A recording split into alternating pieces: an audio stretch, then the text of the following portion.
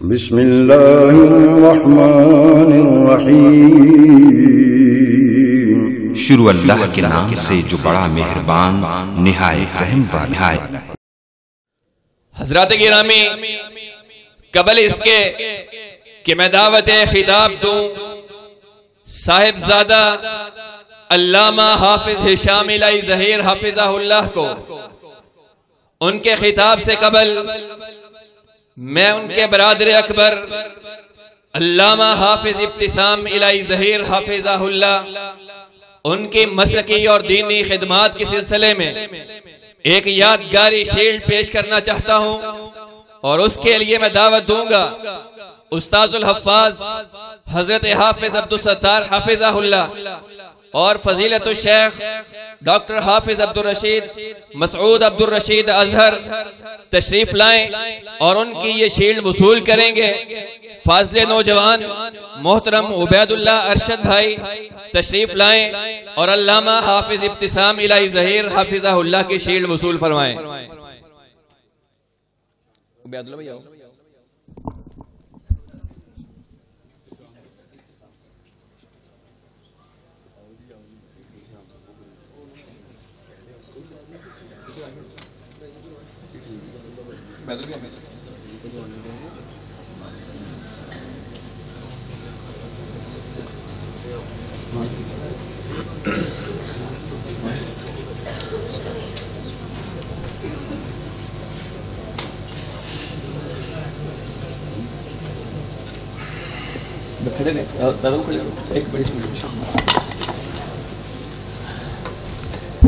ابھی شیلڈ پیش کی جائے گی صاحبزادہ علامہ حافظ ہشام الہی ظہیر حافظہ اللہ کو۔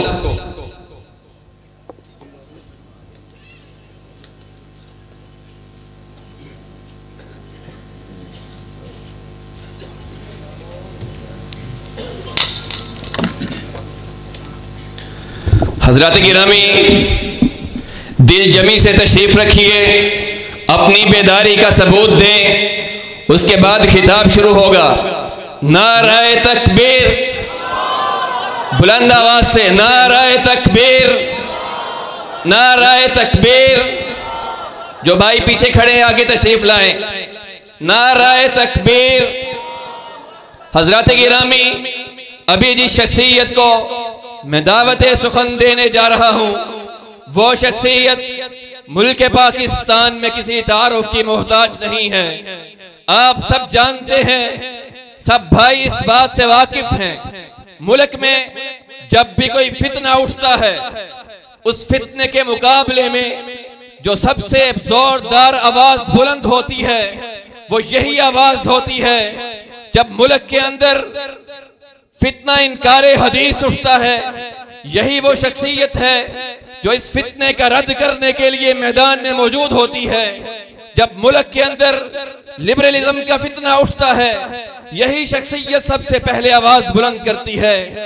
یہ شخصیات علامہ ابتسام الہی ظہیر، علامہ ہشام الہی ظہیر حافظہم اللہ سرمایہ جماعت ہیں، جماعت اہل حدیث کا فخر ہیں۔ اللہ ان کی عمر دراز فرمائے اور ان کی کاوشوں کو شرف قبولیت سے نوازے۔ آپ سے ہم کلام ہوتے ہیں علامہ حافظ ہشام الہی ظہیر حافظہ اللہ۔ نحمده ونصلي على رسوله الكريم، اما بعد، اعوذ باللہ من الشیطان الرجیم، لقد كان لكم في رسول اللہ اسوہ۔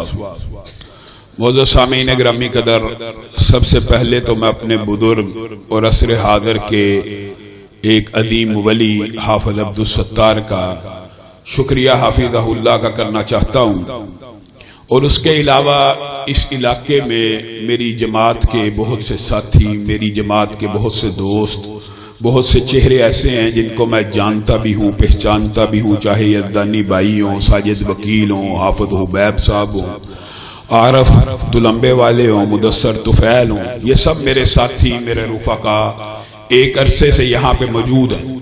لیکن میں سب سے زیادہ جو شکریہ ادا کرنا چاہتا ہوں وہ عبدالجلیل بھائی اور حافظ عبدالماجد کا، کہ جن کی وجہ سے حافظ عبدالستار صاحب کے حکم کی تعمیل کرتے ہوئے آپ کے سامنے چند گزارشات رکھنے کے لیے آیا ہوں۔ معزز سامعین گرامی قدر، کانفرنس کا عنوان ہے دعوت اہل حدیث۔ آج آپ کے سامنے اس حوالے سے چند گزارشات کو رکھوں گا۔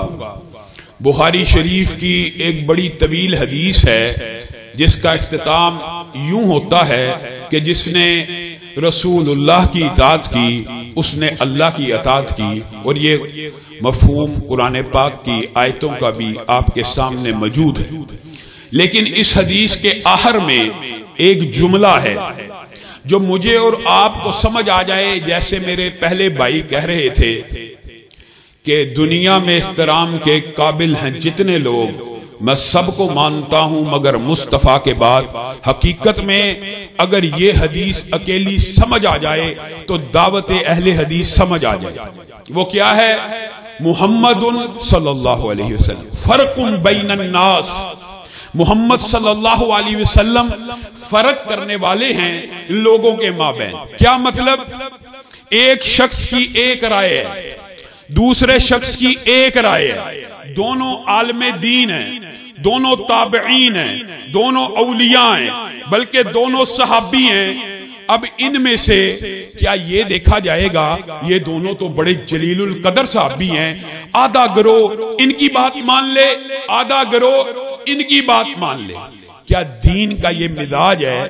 کیا دعوت اہل حدیث یہ ہے کہ جو آج کل معاشرے کے اندر بات مشہور ہے اس کی بھی مان لی جائے، اس کی بھی کچھ بات مان لی جائے، پیچ اپ کر لیا جائے، مفاہمت کا رستہ اختیار کر لیا جائے؟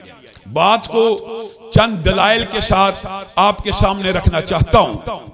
حضرت عمر حاکم وقت ہیں۔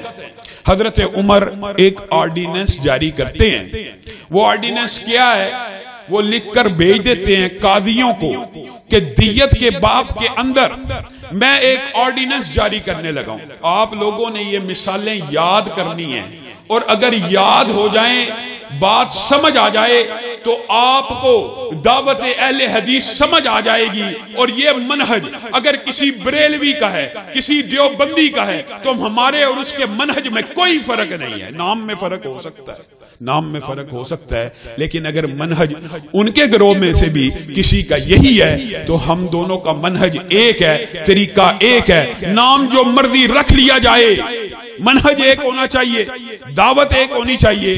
حضرت عمر ایک آرڈیننس جاری کرتے ہیں کہ انگوٹھا کٹ جائے اس کی دیت 15 اونٹ، ساتھ والی 2 انگلیاں جو انگوٹھے سے قوت و طاقت میں قدرے کمزور ہیں ان کی دیت 10 اونٹ، ان کے بعد آنے والی انگلی کی دیت 9 اونٹ، اور سب سے چھوٹی انگلی کی جو دیت ہے وہ 6 اونٹ۔ کتنے اونٹ بنے؟ 50 اونٹ۔ حضرت عمر نے یہ فیصلہ کہاں سے لیا؟ انہوں نے رسول اللہ کی حدیث سنی ہوئی تھی کہ ہاتھ کٹ جائے تو دیت کتنی ہوگی؟ 50 اونٹ۔ یہ آرڈیننس جاری کیا، مصر کے حاکم نے یہ آرڈیننس کھولا، پڑھا، پاس ہی عوف بن مالک بیٹھے ہیں، کہا ابھی اس آرڈیننس کو آپ نے نافذ نہیں کرنا، کوئی کیس ایسا آ گیا کہ انگلیوں کا کٹا ہوا کیس معاملہ آ جائے، آپ نے ابھی اس آرڈیننس کو نافذ نہیں کرنا، میں عمر سے کوئی بات کرنا چاہتا ہوں۔ یہ صحابہ کا جذبہ ہے۔ اسی وقت گھوڑے کے اوپر زین کو رکھا، سواری کو تیار کیا، مدینہ کی طرف دوڑانا شروع کر دیا۔ چند ہی دنوں میں مدینہ پہنچے، حضرت عمر کے دروازے کو کھٹکایا، اے عمر جی عوف بن مالک، آپ نے ایک آرڈیننس پوری سلطنت میں جاری کیا ہے کہ انگوٹھے کی دیت 15 اونٹ ہے، ساتھ والی 2 انگلیوں کی دیت 10 اونٹ ہے، اس کے ساتھ والی انگلی کی دیت 9 اونٹ ہے، اور سب سے چھوٹی انگلی کی دیت 6 اونٹ ہے۔ جی ہاں، یہ میں نے آرڈیننس جاری کیا۔ آپ کے پاس اس آرڈیننس کو جاری کرنے کی کیا دلیل ہے؟ اے عوف بن مالک، انگوٹھا قوت و طاقت میں بہت زیادہ ہے، ہاتھ کے اندر سب سے طاقتور ہے، میں نے اس کے اوپر 15 لگا دیے، ساتھ والی 2 انگلیوں پہ 10 لگا دیے، اس کے ساتھ 9 لگا دیے، اس کے بعد 6 لگا دیے۔ میرے بھائیو، یہ دعوت اہل حدیث ہے جو عوف بن مالک درجے کے اعتبار سے صحابیوں کا بڑا درجہ ہے، کسی صحابی کی تنقیص مقصود نہیں ہے، لیکن عمر وہ ہیں جو ابو بکر کے بعد کائنات کے اندر نبیوں کے بعد سب سے بڑے عالم اور فقیہ ہیں، اور عوف بن مالک اتنے بڑے فقیہ صحابی کو کہہ رہا ہے یہ دلیل نہیں ہے، یہ تو آپ کی رائے ہے، یہ تو آپ اپنی فہم سے اپنی عقل سے ایک بات کو نافذ کر رہے ہیں، آپ کے پاس اس کے علاوہ بھی کوئی دلیل ہے؟ عمر نے کہا میرے پاس اس کے علاوہ کوئی دلیل نہیں، لیکن تو جو سیدھا باہر سے آیا ہے، نہ کھانا نہ پینا مفہوماً رکھ رہا ہوں، سیدھا آ کے مجھ سے جھگڑنا شروع کر دیا ہے، تیرے پاس اس بات کے خلاف کوئی دلیل ہے تو پیش کر۔ عوف بن مالک نے کہا جی ہاں میرے پاس آپ کے آرڈیننس کے بالمقابل ایک دلیل ہے۔ کس کے آرڈیننس کے خلاف؟ عمر کے، خلیفہ راشد ہے، ان کے پاس سند رسول موجود ہے کہ جو خلیفہ راشد کی سنت ہے اس کے اوپر بھی عمل کیا جائے گا۔ عوف بن مالک نے کہا یہی مدینہ تھا، میں نے رسول اللہ صلی اللہ علیہ وسلم سے سنا تھا الا ان الاصابع فی الدیۃ سواء، یہ جو انگلیاں ہیں اگرچہ قوت و طاقت میں برابر نہیں ہے لیکن دیت میں برابر ہیں۔ کیا مطلب؟ ہر انگلی کی دیت 10 اونٹ ہوگی۔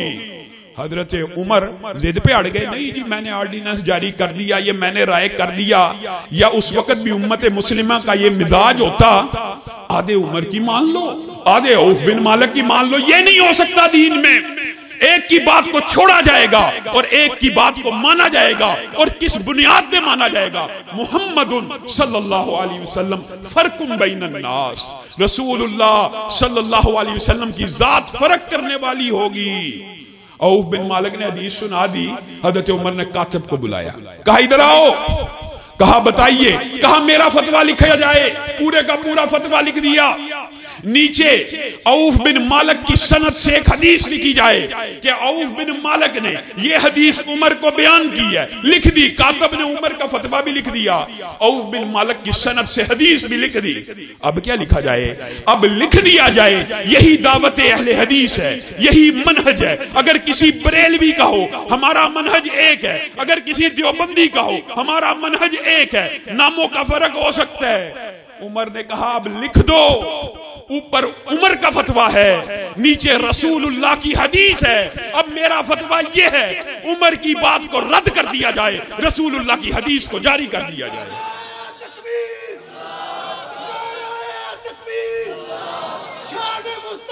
میرے بھائیوں، محمد صلی اللہ علیہ وسلم فرق بین الناس، یہ رائے کسی غامدی کی نہیں چلے گی، کسی مفتی کی نہیں چلے گی، کسی صحابی کی بھی نہیں چلے گی۔ کس کی چلے گی؟ رسول اللہ صلی اللہ علیہ وسلم کی چلے گی۔ عمر بن العاص کتنے مشہور صحابی ہیں، کتنے مقام و مرتبے والے ہیں۔ عمر بن العاص کے بارے میں بہت سی غلط باتیں مشہور ہیں، ان کی فضائل اور منقبت کے اوپر اگر انسان چاہے تو ایک لمبی چوڑی گفتگو کر سکتا ہے۔ صرف ایک ان کی فقاہت کے بارے میں بات کو بیان کر کے اپنی بات کو آگے بڑھاؤں گا۔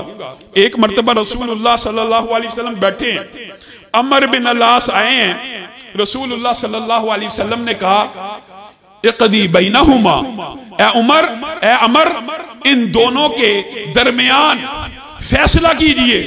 عمر بن العاص کہنے لگے اے اللہ کے رسول انت اولا، آپ اس کے حقدار ہیں، آپ کے ہوتے ہوئے عمر بن العاص فیصلہ کرے۔ کہا ہاں میں محمد صلی اللہ علیہ وسلم کا آرڈر ہے، حق تو میرا ہے، تفویض تجھے کرتا ہوں، ان کے مابین فیصلہ کر۔ عمر نے فیصلہ کیا، رسول اللہ ان کے فیصلے پہ راضی ہو گئے۔ رسول اللہ کی موجودگی کے اندر عمر کو رسول اللہ صلی اللہ علیہ وسلم نے فیصلہ کرنے والا بنا دیا۔ اتنے بڑے فقیہ ہیں، اتنے بڑے مجتہد ہیں۔ ایک علاقے میں طاعون پھیلا، اس کے حاکم ہیں، لوگوں نے کہا عمر کیا کیا جائے؟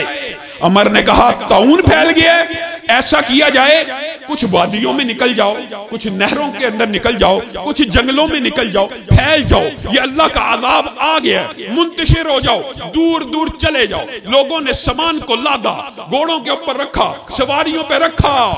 سامنے سے کون آ رہا ہے؟ معاذ بن جبل آ رہے ہیں، جن کی قدر و منزلت آپ جانتے ہیں۔ کہاں جا رہے ہو؟ ہمارے حاکم نے ہمیں کہا ہے طاعون پھیل گیا ہے، تو یہاں سے کوچ کر جاؤ، کوئی ندی کی طرف چلا جائے، کوئی جنگلوں کی طرف چلا جائے، کوئی وادیوں کی طرف چلا جائے۔ میرے بھائیو یاد رکھو، یہ واقعات یاد کرنے ہیں۔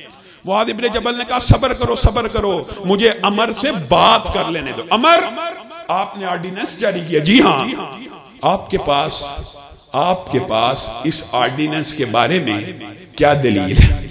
मेरे भाइयों, ये है मनहज। मुआद इब्ने जबल अमर बिन अलास से पूछ रहे हैं, आपने जो ऑर्डिनेंस जारी किया है, आपके पास क्या दलील है? अमर जवाब में कहते हैं, मैंने फकाहत से, मैंने अपनी राय से ये फैसला किया है, अल्लाह का अजाब आ गया, लोग इससे बच के निकल जाएं। मुआद इब्ने जबल ने कहा, नहीं, मैं इनको निकलने नहीं दूंगा। तेरे पास क्या दलील है? मुआद, मैं हाकिम हूं, मैं इस इलाके का सरबराह हूं, मैंने ऑर्डिनेंस जारी किया है, कोई बात करने वाली।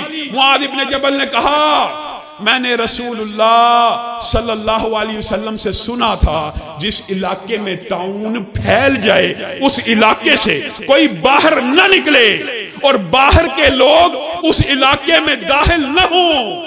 अब अमर बिन अलास ने असर हादर के मुताबिक ये कहा, मैंने तो फैसला कर लिया, आधे लोग अमर की मान लें, आधे लोग मुआद इब्ने जबल की मान लें। ये दीन का मिजाज नहीं है, एक की बात को छोड़ा जाएगा, एक की बात को कबूल किया जाएगा। किस बुनियाद के ऊपर? मुहम्मदुन फर्कुम बैनन नास सल्लल्लाहु अलैहि वसल्लम। अमर बिन अलास ने कहा, लोगों सुन लो, जब तक मुझे पता नहीं था, मैंने अपनी राय से एक फैसला किया। अब मुआद इब्ने जबल के जरिए से मेरे तक हदीस पहुंच गई है, अब मेरा फैसला ये है, मेरे ऑर्डिनेंस को मुस्तरद कर दिया जाए, मुआद इब्ने जबल के जरिए से जो हदीस मिली है उसको नाफिज कर दिया जाए। ये दीन है। आम फहम सादा राय के साथ किसकी राय मानी जाएगी? अब्दुल्ला इब्ने अब्बास इतना बड़ा फकीह है, उसके मुकाबले में एक आम सहाबी की राय है। क्या राय है? अब्दुल्ला इब्ने अब्बास की राय ये थी, अगर कोई औरत हामिला हो, उसका हामद फोत हो जाए तो 4 माह 10 दिन या वदे हमल में से जो मुद्दत ज्यादा होगी वो पूरी की जाएगी। क्या मतलब? उनका मौकफ ये था कि अगर अभी हमल में 2 माह रहते हैं या 1 माह रहता है, हमल वदा हो गया, बच्चा या बच्ची पैदा हो गए, इद्दत पूरी नहीं हुई। इद्दत कैसे पूरी होगी? 4 माह 10 दिन के बाद। दूसरे साहब भी हैं, उनका मौकफ ये है कि वदा हमल से इद्दत पूरी हो जाती है। तलाश किया गया, हजरत सबिया असलमी मिल गई। उन्होंने कहा, मेरा हामद फौत हुआ था और 20 दिन के बाद मेरे घर में बच्चा पैदा हो गया था, मैं रसूलुल्लाह की बारगाह में पेश हुई थी, रसूलुल्लाह ने कहा था तेरी इद्दत पूरी हो गई है। अब बताइए, साहबा के 2 गिरोह बन गए, साहबा आपस में बट गए कि नहीं, आधे इस साहबी की मान लें, आधे उस साहबी की मान लें। अब्दुल्ला इब्ने अब्बास ने खुद अपने फतवे से रजू कर लिया। मेरे भाइयों, दीन किसी की राय का नाम नहीं है, दीन वही इलाही का नाम है। और वही क्या है? वही की 2 ही किस्में हैं, एक कुरान है और एक हदीस है। वमा यंतिकु अनिल हवा इन हुवा इल्ला वह्युन यूहा। दीन को रसूलुल्लाह सल्लल्लाहु अलैहि वसल्लम की हदीस के बगैर समझा ही नहीं जा सकता। अल्लाह की कसम, ये बात मैं अपनी तरफ से नहीं कह रहा, कायनात के जो सबसे बड़े फकीह हैं, बताइए ईमानदारी से, रसूलुल्लाह के बाद उम्मत के अंदर सबसे बड़ा आलिम, मुहद्दिस और फकीह कौन है? अबू बकर।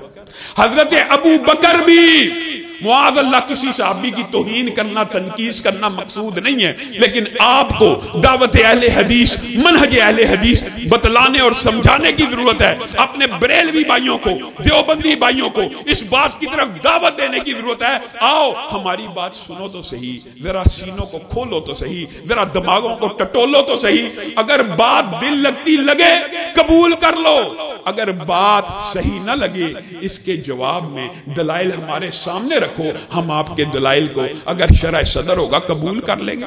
हजरत अबू बकर सबसे बड़े फकीह हैं, रसूलुल्लाह सल्लल्लाहु अलैहि वसल्लम के साथ सबसे ज्यादा ट्रेनिंग ली हुई है। अगर सहाबा भी बराह रास्त, आज एक फितना मुआशरे के अंदर मौजूद है इनकार हदीस का, जी कुरान काफी है, कुरान काफी है, قرآن کافی ہے. غامدی صاحب نے تو خیر قرآن کا بھی معاذ اللہ انکار ہی کر دیا. پہلی وحی کا انکار, حضرت خدیجہ کا انکار, ورقہ بن نوفل کا انکار کرتے کرتے منکرین حدیث. یاد رکھیے حقیقت میں منکر قرآن بھی ہوتا ہے, منکر حدیث منکر قرآن بن جاتا ہے. موقع ملا تو یہ بات بھی آپ کے سامنے رکھوں گا. حضرت ابو بکر براہ راست یہ کہتا ہے عربی سے سمجھا جائے گا قرآن پاک کو, لغت سے سمجھا جائے گا, بغیر حدیث کے, اللہ کی قسم بغیر سنت کے قرآن کو سمجھنے کا تصور ہی موجود نہیں ہے, دین کو سمجھنے کا تصور ہی موجود نہیں ہے, نہیں سمجھا جا سکتا. بتائیے نماز کس کیفیت کو کہتے ہیں, سجدہ کس کو کہتے ہیں؟ سجدہ پہلے کرنا ہے, رکوع پہلے کرنا ہے. قرآن پاک میں کہاں لکھا ہے؟ بلکہ قرآن پاک کی بعض آیات تو اس طرف اشارہ کرتی ہیں وَاسْجُدِي وَارْكَعِي, سجدہ رکوع سے پہلے ذکر ہے. سجدے کا ذکر حضرت مریم کے باب میں رکوع سے پہلے ہے. وَاسْجُدِي وَارْكَعِي سجدہ پہلے آ رہا ہے. قرآن پاک کی بھی تشریح کون کرے گا؟ رسول اللہ صلی اللہ علیہ وسلم کریں گے. حضرت ابو بکر کے پاس آیت آئی, غور کریں, من یعمل سوءا یجزا بہ, رونا شروع ہو گیا. جو کوئی برائی کرے گا بدلہ پائے گا. روتے جا رہے ہیں, روتے جا رہے ہیں. یہ تو اللہ نے بڑی سخت آیت نازل کر دی. دنیا میں کون سا ایسا بندہ ہے جو کوئی چھوٹی موٹی برائی نہیں کرتا؟ اگر ہر برائی کا بدلہ ملنا ہی ملنا ہے تو ابو بکر تو مارا گیا. ابو بکر کو تو فلاں فلاں ذہن کے اندر ہر برائی کا بدلہ یعنی ہر برائی کا عذاب یہ کیسے ہو سکتا ہے؟ رسول اللہ کی بارگاہ میں پیش ہوئے, پریشان ہو گئے. رسول اللہ کی بارگاہ میں آئے, کہا ہے اللہ کے رسول یہ کیا آیت اللہ تعالیٰ نے نازل کر دی؟ رسول اللہ صلی اللہ علیہ وسلم مسکرانا شروع ہو گیا. کیا کہا ابو بکر, تو نے قرآن کو کیا سمجھا؟ کہا ایسے سمجھا. کہا الست تحزن الست تمرض, کیا تو بیمار نہیں ہوتا, کیا تجھے غم نہیں ہوتا؟ بندہ مومن کے تو اگر دل کے اندر بھی ہلکی سی چبھن ہو, پاؤں میں کانٹا بھی چبھے, اللہ تعالیٰ اس کے گناہ معاف کرتا رہتا ہے. ہر گناہ کا بدلہ جو تو سمجھ رہے ہے ایسی بات نہیں ہے. اللہ تعالیٰ تو بندہ مومن کے گناہ معاف کرتا ہے. جب اس کو غم آتا گناہ معاف, جب وہ مریض ہوتا گناہ معاف. کانٹا چبھا. بعض محدثین مفسرین نے لکھا 1 سیکنڈ کے 10ویں حصے کے اندر جب انسان اپنی جیب میں ہاتھ ڈالتا ہے اور کوئی چیز گم پاتا ہے, کوئی چیز گم پاتا ہے 1 سیکنڈ کے 10ویں حصے کے اندر, اس کے ذہن میں جب یہ بات آتی ہے نا, ہائے میرا موبائل کہاں گیا, حالانکہ دوسری جیب میں موجود ہے. یہ جو 1 سیکنڈ کے 10ویں حصے میں مومن کو تکلیف پہنچی, اس کے بدلے میں بھی اللہ گناہ معاف کر دیتا ہے. بتائیے حضرت ابو بکر براہ راست قرآن پاک کو سمجھ رہے ہیں. لغت, یہ غامدی کیا کہا جائے اس کو, لغت سے قرآن کو سمجھا جائے گا. کیا ابو بکر سے بہتر تیری لغت ہے؟ انکار حدیث کرنے والوں نے معاشرے کو کیا گندا فلسفہ دیا, پورے کے پورے دین کا انکار کر دیا. میرے بھائیوں, ابو بکر کے بعد کائنات کا سب سے بڑا فقیہ امتیوں میں اگر کوئی ہے تو حضرت عمر ہیں. ان کے پاس ایک صحابی آتے ہیں اور بعض روایات کے اندر اس صحابی کا نام بھی ذکر ہے, یعلا بن امیہ آتے ہیں اور بعض روایات ان کے نام کے بغیر آ کے کہتے ہیں یہ جو قرآن پاک کی آیت ہے فَلَيْسَ عَلَيْكُمْ جُنَاحٌ أَن تَقْصُرُوا مِنَ الصَّلَاةِ إِنْ خِفْتُمْ أَن يَفْتِنَكُمُ الَّذِينَ كَفَرُوا. میرے بھائیو جاؤ لغت کے کسی بھی ماہر کے پاس قرآن کی یہ آیت لے جاؤ, وہ ٹرانسلیشن کرے گا. کیا کرے گا؟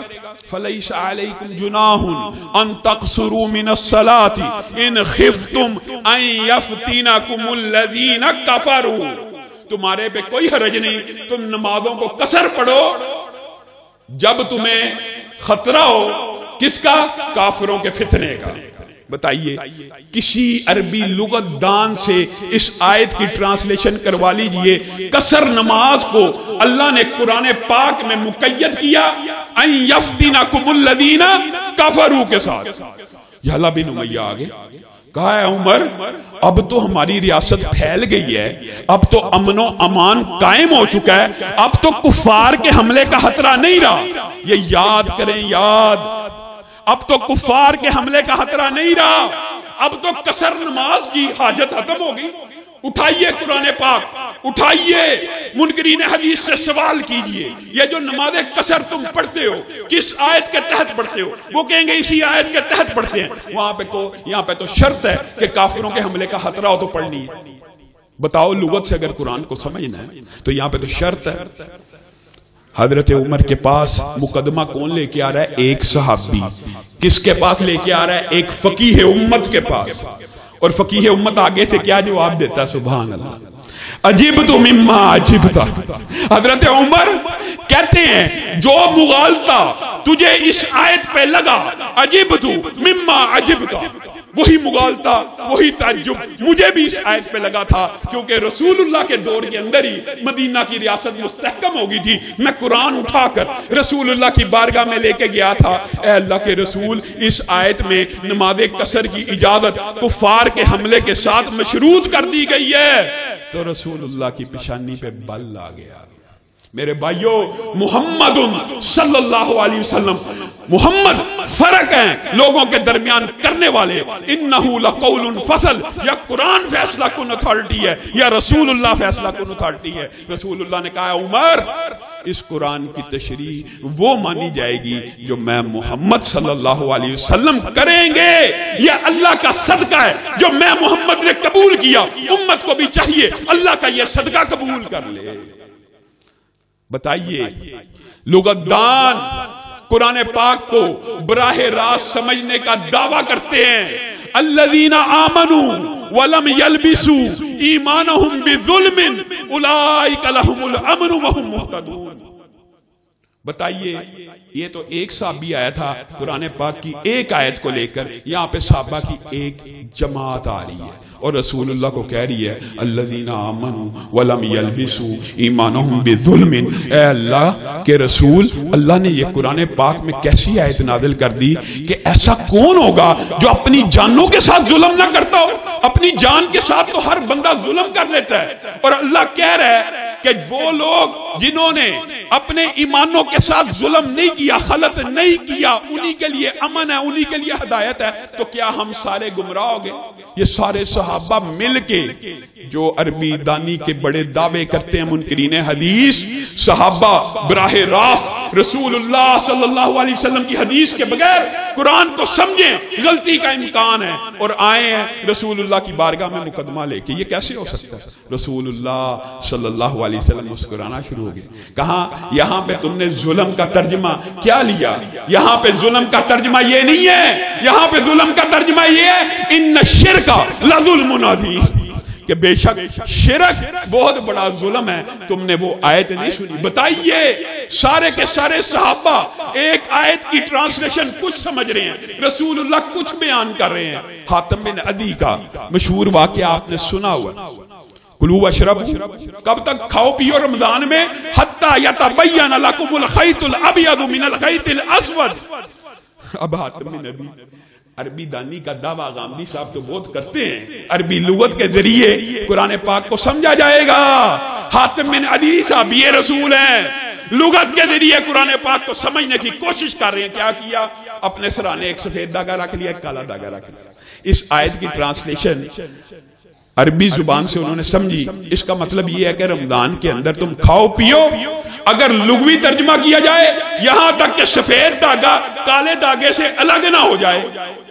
اب وہ سفید اور کالا داغا لے کر سرانے پہ رکھا ہوا، کھاتے پیتے جا رہے، بڑی دیر ہوگی، سورج نکلنے کے قریب ہو گیا تو سفید اور کالا داغا الگ ہوا۔ رسول اللہ کی بارگاہ میں آئے، کہنے لگے یہ تو بڑا اللہ تعالیٰ نے امت کے اوپر احسان کر دیا ہے، بڑا لمبا چوڑا ٹائم ہے کھانے پینے کا۔ رسول اللہ صلی اللہ علیہ وسلم مسکرانا شروع ہو گئے۔ کہا تو نے خیط الابیض اور خیط الاسود کو اصلی کالا داغا اور اصلی سفید داغا لے لیا؟ اس سے مراد تو صبح کا اجالا اور رات کی تاریکی تھا۔ بتائیے جب کوئی براہ راست صرف لغت کی بنیاد کے اوپر قرآن پاک کو سمجھے گا، یہ کون لوگ ہیں؟ یہ صحابہ ہیں۔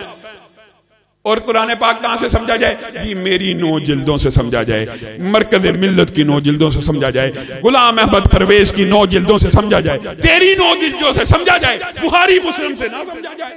یہ کیسا فلسفہ؟ یہ کہاں سے آئی بات؟ یہ کون سا مقدمہ ہے؟ یہ کن لوگوں نے آپ کو دھوکے میں ڈال دیا؟ پہلی بات کہ رسول اللہ صلی اللہ علیہ وسلم کی حدیث کے بغیر دین کو سمجھا ہی نہیں جا سکتا، دین کا تصور ہی موجود نہیں ہے۔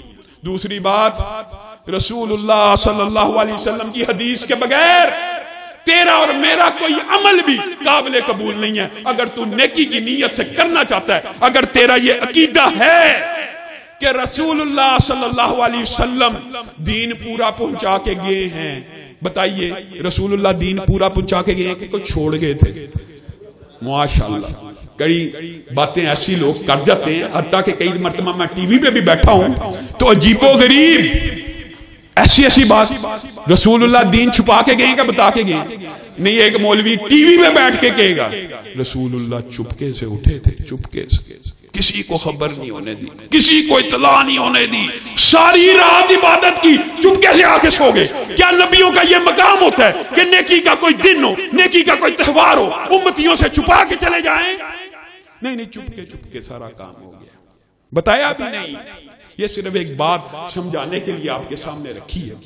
کیا اگر رسول اللہ صلی اللہ علیہ وسلم دین پورا دے کے گئے ہیں تو حریص علیکم بالمؤمنین رؤوف الرحیم، تیرا مولوی میرا مولوی جتنا مرضی مخلص ہو جائے، اللہ کی قسم امت کے ساتھ رسول اللہ سے زیادہ مخلص نہیں ہو سکتا۔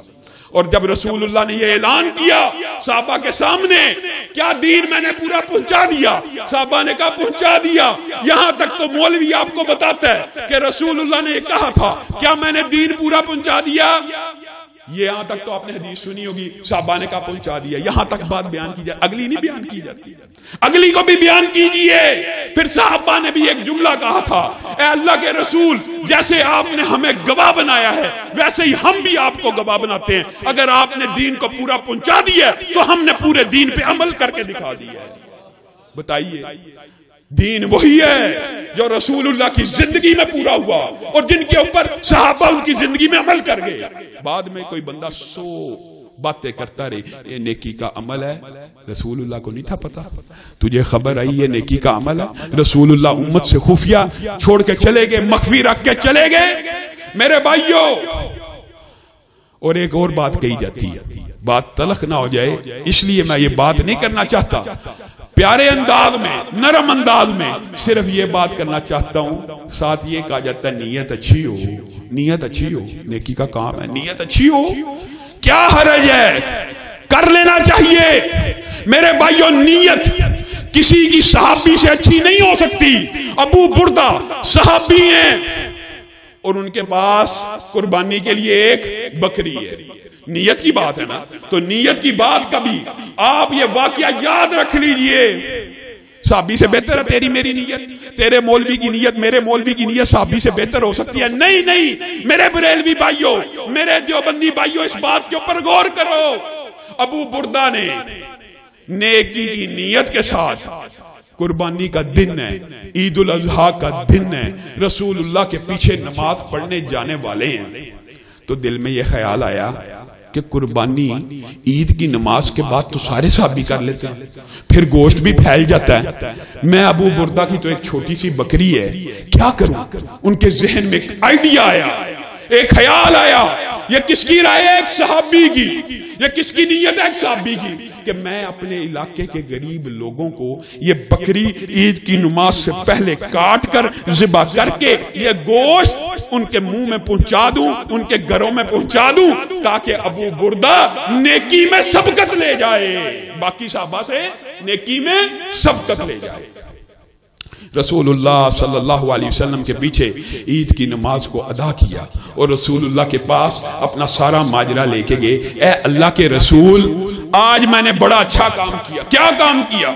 عید کی نماز سے قبل بکری کو ذبح کیا، قربان کیا، اللہ کی بارگاہ میں قربانی دی، لوگوں کے گھروں میں گوشت پہنچایا۔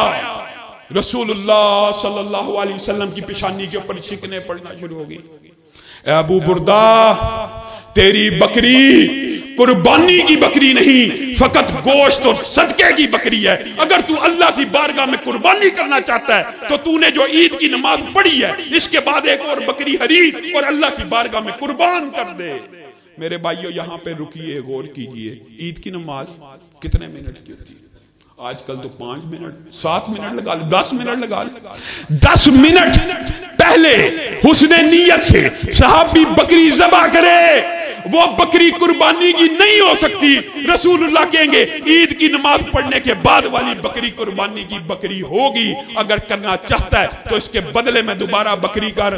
تیرا اور میرا مولوی دنیا جہان کی عبادتیں اپنی مرضی سے اپنی وقت کے مطابق رسول اللہ صلی اللہ علیہ وسلم کی اجازت کے بغیر کرتا چلا جائے، نہ تو سوال کرے گا، تو کہے گا بس نیت اچھی ہے، نیت تو بڑی اچھی ہے، نیت بڑی اچھی ہے۔ اتنی اچھی نیت کے ساتھ اگر ابو بردہ رسول اللہ صلی اللہ علیہ وسلم کے عمل کے مطابق بکری کو ذبح نہیں کرتے، اللہ تعالیٰ اس کو قربانی کے طور پہ قبول نہیں کرتا، تو تیری اور میری عبادت کو جس کے اوپر مہر نبوت نہ ہو قبول کر لی جائے گی؟ تیری اور میری عبادت اگر مہر نبوت نہیں ہے، خلاد بن رافع کا مشہور واقعہ تیرے اور میرے لیے ایک حجت ہے، دلیل ہے۔ خلاد آئے، رسول اللہ صلی اللہ علیہ وسلم نے کہا ارجع فصلی فإنک لم تصلی۔ میرے بھائیو، یہ عبادت ہے، یہ نماز ہے، کون ادا کر رہا ہے؟ نبی کا صحابی ادا کر رہا ہے، اور رسول اللہ کے پاس آ رہا ہے، رسول اللہ بار بار کہہ رہے ہیں ارجع فصلی فإنک لم تصلی، لوٹ جا، تو نے نماز کو ادا نہیں کیا، لوٹ جا، تو نے نماز کو ادا نہیں کیا۔ اللہ کے رسول، اس سے بہتر نماز تو میں ادا کر ہی نہیں سکتا، مجھے بتلائیے میری نماز میں کیا خامی ہے۔ پھر رسول اللہ صلی اللہ علیہ وسلم نے پورے کا پورا ان کو سمجھایا کہ جب کھڑا ہو سیدھا کھڑا ہوا کر، اطمینان کیا کر، سکون کیا کر، جب رکوع کرے تو اچھی طرح رکوع کیا کر، اطمینان کیا کر، سجدہ کرے اچھی طرح سجدہ کیا کر۔ آپ بتائیے ایک صحابی رسول نماز کو صرف اطمینان کے بغیر ادا کر رہا ہے، صرف اطمینان کے بغیر ادا کر رہا ہے۔ یہاں پہ میں کہنا تو نہیں چاہتا، لیکن تو اور میں حدیثیں پڑھتے رہیں کہ رسول اللہ نے نماز رفع یدین کے ساتھ پڑھی، یہ صحابی صرف اطمینان کے بغیر ادا کر رہا ہے۔ اللہ کے رسول کہہ رہے ہیں کہ چلا جا، تیری نماز نہیں، اور ہم پوری زندگی بغیر رفع یدین کے، بغیر آمین کے، بغیر فاتحہ کے نمازوں کو ادا کرتے رہیں، اور ہماری نمازیں قبول ہیں۔ غور کیجیے، سوچئے، غور و فکر کا مقام ہے، اور یہ کسی مولوی کا فتویٰ نہیں ہے۔ ایک صحابی رسول حضرت حذیفہ کا فتویٰ آپ کے سامنے رکھتا ہوں۔ اسی طرح ان کے سامنے ایک بندے نے نماز کو پڑھا، حضرت حذیفہ نے کہا لوٹ جا، تو نے نماز نہیں پڑھی۔ کہا مجھے اس سے اچھی پڑھنی نہیں آتی۔ کہا کتنی دیر سے پڑھ رہا ہے؟ کہا 40 برس بیت چکے ہیں، ایسی ہی نماز کو ادا کر رہا ہوں۔ حضرت حذیفہ نے کہا گویا یاد رکھ لے، سمجھ لے، تو نے آج تک ایک بھی نماز نہیں پڑھی۔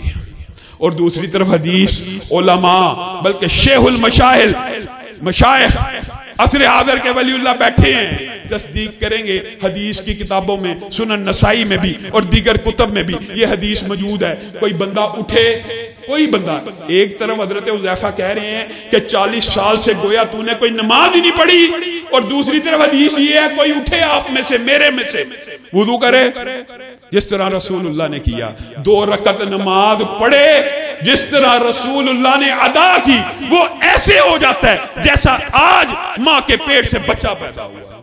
صرف 2 رکعتیں رسول اللہ کے مطابق پڑھنے کا اجر و ثواب ایسا ہے، اور اگر رسول اللہ کے مطابق عبادت نہیں ہے، عمل نہیں ہے، نماز نہیں ہے، تو 40 سال ٹکرے مارتا رہے۔ حضرت حذیفہ کہہ رہے ہیں تو نے ایک بھی نماز نہیں پڑھی، مولوی نہیں کہہ رہا، اپنا فتویٰ کوئی۔ میرے بھائیو، یہ دین کا کیا مزاج، یہ دین کے بارے میں اب پھر وہی بات گامدی صاحب نے پچھلے دنوں ایک اور نئی بات کہتے ہیں، تمام کے تمام اوامر، جس سوچ ایک لمبی چوڑی فلسفیاں، جو میں کہنا چاہتا ہوں تمام کے تمام اوامر، یہ منکرین حدیث کا یہ فلسفہ بھی عام ہے، سارے کے سارے اوامر قرآن پاک میں موجود ہیں، سارے کے سارے نواہی اصلاً قرآن پاک میں موجود ہیں۔ یہ دنیا کا سب سے بڑا جھوٹ ہے جو منکرین حدیث کہتے ہیں۔ آپ بتائیے نماز اکیلی کو اگر لے لیجئے، اسلام کا رکن ہے نا، نماز کی بتائیے کتنی رکھتے ہیں، کہاں پہ ہے قرآن پاک میں؟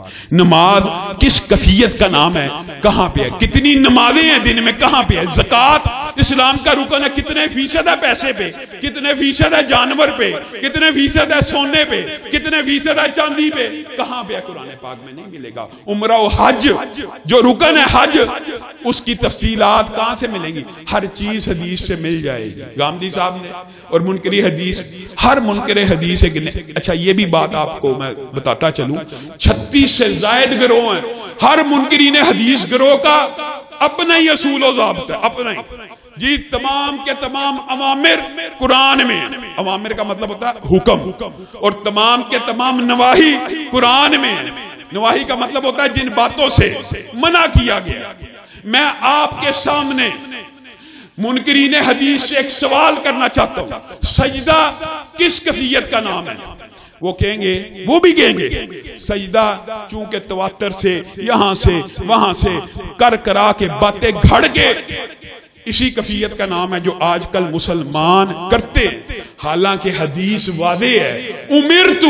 امرتو یہ لفظ تو آپ یاد کر سکتے ہیں، مجھے حکم دیا گیا، رسول اللہ کہہ رہے ہیں امرتو ان اسجد علی 7 اعظم، میں محمد صلی اللہ علیہ وسلم کو حکم دیا گیا کہ میں 7 ہڈیوں پہ سجدہ کروں۔ بتائیے رسول اللہ صلی اللہ علیہ وسلم کو دنیا کی کون سی مخلوق حکم دے سکتی ہے؟ کسی صحابی نے حکم دیا؟ کسی صحابی نے حکم دیا رسول اللہ کو کہ اللہ نے حکم دیا ہے امرتو ان اسجد علی 7 اعظم؟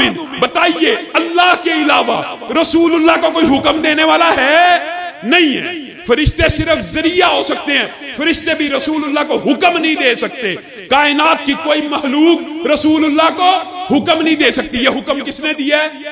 اللہ نے۔ کیا حکم دیا؟ سجدہ امرتو ان اسجد علی 7 اعظم، میں محمد صلی اللہ علیہ وسلم کو حکم دیا گیا ہے کہ میں 7 ہڈیوں پہ سجدہ کروں، جیسے مسلمان کرتے ہیں 2 پاؤں 2 یہ 2 ہاتھوں کی اور یہ مسلمان کرتے ہیں، اسی کو سجدہ کہتے ہیں۔ اب میں منکرین حدیث سے پوچھتا ہوں کہ آپ کا، میرا، یہاں بیٹھے ہوئے مجمع کا، سب کا اس بات پہ اتفاق ہو گیا یہ حکم اللہ نے دیا ہے۔ اٹھائیے پورا قرآن، یہ قرآن پاک کی کس صورت میں موجود ہے؟ بتائیے کس صورت میں موجود ہے؟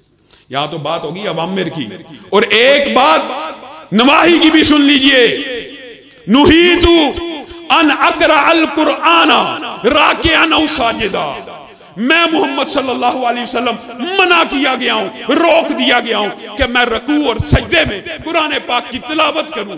اب بتائیے اللہ کے علاوہ کوئی رسول اللہ کو روک سکتا ہے؟ اگر یہ اللہ نے روکا ہے تو قرآن پاک کی یہ کون سی صورت میں موجود ہے یہ جو نواہی کا ہوگا؟ منکرین حدیث جتنا مرضی زور لگا لیں، یہ امر اور یہ نہیں قرآن پاک سے نہیں دکھا سکتے۔ حقیقت بات یہی ہے، حقیقت بات یہی ہے میرے بھائیوں، اور اللہ کی قسم صحابہ کا رسول اللہ صلی اللہ علیہ وسلم کی حدیث کے اوپر جو اعتماد تھا، اور حجیت حدیث کا یہ جو چیپٹر ہے یہ بڑا طویل ہے، صرف 2 واقعات رکھ کے اپنی بات کو ختم کروں گا۔ عثمان بن طلحہ، آپ نے نام سنا ہے؟ عثمان بن طلحہ کون ہے؟ کعبہ کے کلید بردار۔ رسول اللہ صلی اللہ علیہ وسلم فتح مکہ کے موقع پہ آئے، اور یہ ایک لمبا چوڑا واقعہ مختصر کر کے آپ کو بتاتا ہوں۔ رسول اللہ صلی اللہ علیہ وسلم نے کہا عثمان بن طلحہ کے گھر سے ذرا چابیاں لے آؤ۔ جناب بلال کو بھیجا، بلال کچھ تحیر ہو گئی، حضرت عمر کو کہا جاؤ پیچھے جاؤ۔ حضرت عمر نے، جو والدہ تھی عثمان بن طلحہ کی، ابھی انہوں نے اسلام کو قبول نہیں تھا کیا، وہ کہنے لگی بلال آئے ان کو چابیاں نہ دینا، ان کو خانہ کعبہ کی چابیاں نہ دینا۔ حضرت عمر آئے، ذرا جوش اور جلال سے بولے کہاں رہ گیا بلال، کہاں ہے عثمان، کہاں ہیں چابیاں؟ حضرت امیر عمر کی جوش اور جذبے والی آواز اتنی بارو بواد ان کی ماں نے سنی، کہا دے دو اس کو چابیاں دے دو۔ چابیاں لے کے آگے رسول اللہ صلی اللہ علیہ وسلم خانہ کعبہ کے اندر گئے، آپ نے ساری حدیثیں سنی ہوئی، عبادت کر کے باہر نکلے، کہا کہاں ہے عثمان بن طلحہ؟ کہا وہ تو روتا ہوا گھر چلا گیا ہے، کہا اس کو دوبارہ بلایا جائے۔ عثمان بن طلحہ آئے، رسول اللہ نے کہا کیا عثمان دل سے چابیاں نہیں دی، روتے ہوئے گھر چلے گئے ہو؟ عثمان بن طلحہ ایمان کو یہاں پہ قبول کر چکے ہوئے ہیں، چند ماہ قبل فتح مکہ سے پہلے 2 ماہ قبل اسلام کو قبول کر لیا تھا، کہ اللہ کے رسول دل سے دیے ہیں لیکن روتا ہوں. مجھے وہ دن یاد آ گیا جب ایک مرتبہ مکہ کے اندر آپ میرے پاس آئے تھے اور آپ نے آ کے مجھے کہا تھا عثمان تھوڑی دیر کے لیے یہ خانہ کعبہ کا دروازہ کھول دے, میں محمد صلی اللہ علیہ وسلم بس تھوڑی عبادت کروں گا اور چلا جاؤں گا. اس وقت میں نے آپ کو روک دیا تھا, ٹوک دیا تھا. اس وقت آپ نے ایک بات کہی تھی, آج وہ بات وہ حدیث سن سن کر یاد کر کر کے روتا ہوں. یہ حجیت حدیث ہے میرے بھائیوں. کیا کہا تھا آپ نے؟ مجھے کہا تھا ایک دن آئے گا عثمان, یہ چابیاں میرے ہاتھ میں ہوں گی اور میں محمد صلی اللہ علیہ وسلم جس کو چاہوں گا عطا کروں گا. اس وقت میں کافر تھا اور میرے دل میں یہ خیال تھا جس کو میں خانہ کعبہ کے اندر داخل نہیں ہونے دے رہا, کہہ رہا کہ میرے ہاتھ میں چابیاں ہوں گی اور میں جس کو چاہوں گا دوں گا. اب ایمان کو قبول کر چکا ہوں. اب آپ کی حدیث کا ادراک ہوا اور روتا ہوں کہ کاش اس وقت ہی چابیاں دے دی ہوتی. کہا عثمان رک جا, خذھا خالدتن تالدتن لا ينزعها منك الا کافر. عثمان پہلے تجھے چابیاں دی تھی کفار نے, تجھ سے چھین لی گئیں. آج میں محمد صلی اللہ علیہ وسلم تجھے عطا کر رہا ہوں خالدتن تالدتن. یہ چابیاں قیامت تک تیرے گرانے میں رہیں گی, یہاں تک کہ ایک کافر آئے گا جو تجھ سے چھین لے گا. شرط کیا لگائی؟ جو عثمان بن طلحہ کے خاندان سے چابیاں چھینے گا وہ کافر ہوگا. میرے بھائیوں 1400 برس بیت چکے. انٹرنیٹ کا دور ہے, گوگل کا دور ہے, اٹھائیے نیٹ, سرچ کیجئے 1400 برس میں حجاز کی حکومتیں کتنی بدلی, خلافتیں کتنی بدلی, شرافتیں کتنی بدلی. کبھی مکہ کا حاکم کوئی اور بنا, کبھی کوئی اور بنا, کبھی کوئی اور بنا. 1400 برس بیت گئے. حجیت حدیث کی اس سے بڑی کیا دلیل ہو سکتی ہے؟ خذھا خالدتن تالدتن. عمارتیں بھی تبدیل ہوئی, حکومتیں بھی تبدیل ہوئی, لیکن کسی حاکم کو یہ جرت نہ ہو سکی عثمان بن طلحہ کے خاندان سے چابی کو واپس لے لے. آج بھی اسی گھر میں چابی موجود ہے, آج بھی موجود ہے. 1400 برس بیت چکے. یہ ہے حجیت حدیث, یہ رسول اللہ کی حدیث کا ایجاد ہے, معجزہ ہے. آپ نے رسول اللہ کی بات کو کیا سمجھا, میں نے کیا سمجھا؟ یہ جی بعد میں لکھی گئی تھی یہ جی اللہ دین. اور میرے بھائیوں ایک آیت, وقت تیزی سے گزرتا جا رہا ہے, میں اپنی بات کو سمیٹتا ہوں. رسول اللہ صلی اللہ علیہ وسلم کے بارے میں اللہ نے کیا کہا قرآن میں؟ لَقَدْ كَانَ لَكُمْ فِي رَسُولِ اللَّهِ أُسْوَةٌ. تمہارے لیے رسول اللہ کی زندگی بہترین نمونہ. جو رسول اللہ تمہیں دیں پکڑ لو, جس سے روکے رک جاؤ. رسول اللہ کی اطاعت اللہ کی اطاعت. جو رسول اللہ سے محبت کرتا ہے وہ ان کی اطاعت کرے, اللہ بھی اس سے محبت کرے گا, وغیرہ وغیرہ. قرآن پاک میں 700 سے زائد مقامات ہیں, 700, جن میں بالواسطہ یا بلا واسطہ رسول اللہ کی اتباع کا, اطاعت کا حکم دیا. اور یہ جو آیت آپ کے سامنے پڑھی وہ کیا ہے؟ رسول اللہ کی پوری زندگی تمہارے لیے نمونہ. رسول اللہ کی پوری زندگی نمونے کا مطلب کیا ہوتا ہے؟ صبح بھی نمونہ ہے, رات بھی نمونہ ہے, شام بھی نمونہ ہے, دن بھی نمونہ ہے. اٹھنا بیٹھنا لیٹنا, تقریر نشست برخاست, ہر چیز نمونہ ہے. اور منکر حدیث کہتا ہے ماشاءاللہ نمونہ ہی مفہوم نہیں. اللہ ایک عام فہم مثال آپ کے سامنے رکھتا ہوں. عام فہم, آپ کسی دردی کو ایک سوٹ دیں سلنے کے لیے اور اس کو کہیں یہ نمونے کے مطابق سی دے, وہ کہ ٹھیک ہے نمونے کے مطابق سی دیتا ہوں. پھر کال کریں, پھر کال کریں, پھر کال کریں, صرف 10 یا 12 مرتبہ اس کو کال کریں. آزما لیجئے کسی بھی چیز کے لیے. اللہ کی مثال نہیں دے رہا لیکن سمجھانا مقصود ہے. کسی بھی چیز کے لیے, کسی موچی کو, کسی دردی کو, کسی کو بھی 10 مرتبہ کال کیجئے. 11ویں مرتبہ کیا کہے گا؟ اور یار تو نمونہ تو دیتا نہیں, سیمپل کا سوٹ دیتا نہیں, اور کہتا جاتا ہے کہ سیمپل کے مطابق سی دے, سیمپل کے مطابق سی دے. اور معاذ اللہ, اللہ رب العزت نے رسول اللہ کی زندگی کو محفوظ کیا نہیں, تجھ سے اور مجھ سے 700 مقامات پہ کہہ رہا ہے کہ اس کے مطابق زندگی گزارو. کیسے گزاری جائے؟ اگر نمونہ ہی محفوظ نہیں، اگر نمونہ سیف نہیں ہے، یہ منکرین حدیث نے تمہارے ذہن کے اندر ایسا اشکال اور وسوسہ ڈال دیا جی رسول اللہ صلی اللہ علیہ وسلم نے منع کیا تھا حدیثیں لکھنے سے، یہ مغالطہ اللہ کی قسم جھوٹا ہے۔ عبداللہ بن عمر بن العاص نے رسول اللہ صلی اللہ علیہ وسلم سے یہ سوال کیا تھا کہ میرے پاس لوگ آئے ہیں اور انہوں نے آ کے کہا ہے رسول اللہ بشر، رسول اللہ بشر ہے، یتکلم فی السخط یتکلم فی الغضب والرضا، رسول اللہ بشر ہیں، کبھی خوشی میں بولتے ہیں کبھی غصے میں بولتے ہیں، تو ہر بات لکھ دیتا ہے۔ رسول اللہ صلی اللہ علیہ وسلم نے کیا جواب دیا؟ اکتب فوالذی نفسی بیدی ما یخرج منہ الا حق، میں محمد صلی اللہ علیہ وسلم کی زبان سے حق کے علاوہ کچھ نہیں نکلتا، لکھا کر۔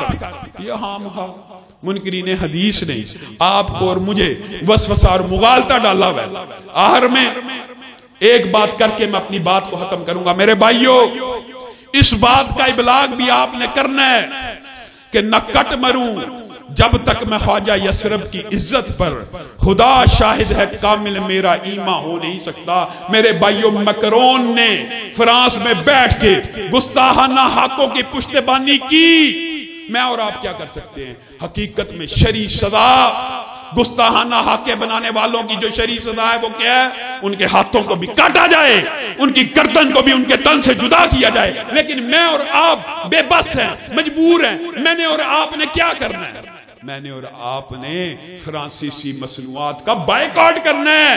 یہ مسلمانوں نے تحریک چلائی ہے۔ میرے بھائیو، رسول اللہ کی ذات اور ان کی نموس اور ان کی عزت کے بارے میں 20 دلائل ہیں، لیکن آپ اللہ کا ایک انداز صرف ملاحظہ کر لیجئے۔ ولید بن مغیرہ نے ایک لفظ رسول اللہ کو کہا، اللہ نے 10 جواب دیے، اور آخر میں یہ بھی کہہ دیا اتلم بعد ذالک زنیم، رسول اللہ کی گستاخی کرنے والا دراصل حرامی ہوتا ہے، یہ اللہ نے کہہ دیا۔ اور آپ اٹھائیے فرانس کا ڈیٹا، 60% پورے یورپ میں سب سے زیادہ بن شادیوں کے جہاں پہ بچے پیدا ہوتے ہیں وہ فرانس ہے، اور مسلمانوں نے بائیکاٹ کیا۔ اور میرے بھائیوں، یہ جو لبرلزم اور سیکولرزم کا فلسفہ، ان باتوں میں نہیں آنا۔ یہ جی کیا فرق پڑ جائے گا، کیا ہو جائے گا، فرانس کی معیشت بڑی مضبوط ہے، فرانس بڑا سٹرونگ ہے، یہ بائیکاٹ کرنے سے کیا فرق پڑے گا؟ پہلی بات، مومن کا مطمع نظر نتیجہ کبھی ہوتا ہی نہیں ہے۔ مومن نتائج کے اوپر نظر نہیں رکھتا، مومن اس بات کے اوپر نظر رکھتا ہے کہ میرا رب میرے سے راضی ہے یا نہیں، محمد مصطفیٰ کل قیامت کے دن ہمارے سے راضی ہوں گے یا نہیں، یہ بندہ مومن کی مطمع نظر ہوتی ہے۔ یہ جی کیا فرق پڑے گا؟ اور اللہ کی قسم ابن تیمیہ کی بات یاد آ گئی۔ ابن تیمیہ نے کہہ دیا تھا جو قلعے کئی مہینے ہم سے فتح نہیں تھے ہوتے، جو قلعے کئی مہینے ہم سے فتح نہیں تھے ہو رہے ہوتے، پھر ایک عیسائی بدبخت اٹھتا تھا، رسول اللہ کی شان میں گستاخی کرتا تھا، ہمارے کلیجوں کو تو چوٹ لگتی تھی، لیکن ساتھ ہی یہ سمجھ بھی آ جاتی تھی کہ اب معجزے رونما ہونے والے ہیں، اللہ کی مدد آنے والی ہے۔ جو 2 ماہ قلعے فتح نہیں تھے ہوتے وہ اسی رات فتح ہو جاتے تھے۔ اس فرانس کے بدبخت نے اگر یہ ہردہ سرائی کی ہے تو میرے بھائیو یہ نہ سوچنا کہ تم ٹوٹل کے پمپ سے پٹرول اگر نہیں ڈلواؤ گے جیسے لبرل اور سیکولر لوگ کہہ رہے ہیں کوئی فرق نہیں پڑے گا، یہ نہیں سوچنا۔ اللہ کی قسم عہد کرو، ارادہ کرو، آج کے بعد کوئی فرانسیسی پروڈکٹ میں اپنے نہ گھر میں لے کے آؤں گا، نہ گاڑی میں ٹوٹل کا پٹرول ڈلواؤں گا۔ اللہ کی قسم اگر تم نے یہ ارادہ کر لیا تو ابن تیمیہ کے قول کے مطابق معجزے رونما ہونے کو ہیں۔ ہاتھ اٹھا کر وعدہ کرو، آج کے بعد کسی فرانسیسی مصنوعات کو نہ اپنے گھر میں لاؤ گے، نہ ٹوٹل کا پمپ ڈلواؤ گے۔ اور حکمرانوں سے بھی ایک مطالبہ کہ اللہ کے لیے کوئی رسول اللہ کی خاطر بڑی باتیں کرتے ہیں یہ حکمران، سب سے زیادہ ہمیں اللہ کے رسول سے محبت ہے، ہمیں اللہ کے رسول سے محبت ہے۔ میرے بھائیوں، اللہ کی قسم کھا کے کہتا ہوں، آئی جی ہوگا وہ بھی یہی کہے گا، چیف جسٹس ہوگا وہ بھی یہی کہے گا، وزیر اعلیٰ ہوگا وہ بھی یہی کہے گا، وزیر اعظم ہوگا وہ بھی یہی کہے گا، رسول اللہ سے سب سے زیادہ محبت ہے۔